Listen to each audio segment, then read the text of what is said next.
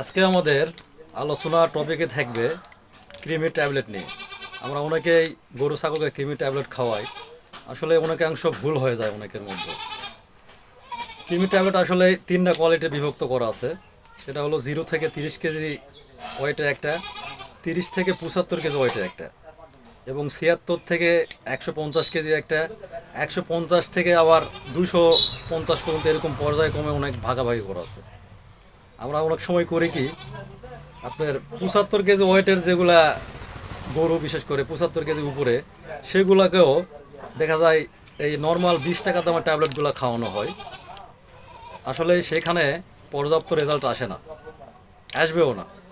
75 কেজির উপরে অবশ্যই গরুকে ডাবল ডেক্স এই মাপের যেগুলো ট্যাবলেট আছে সেগুলো দিতে হবে। তা না হলে আপনার গাভীর কোনোদিনও কৃমিমুক্ত সম্ভব হবে না।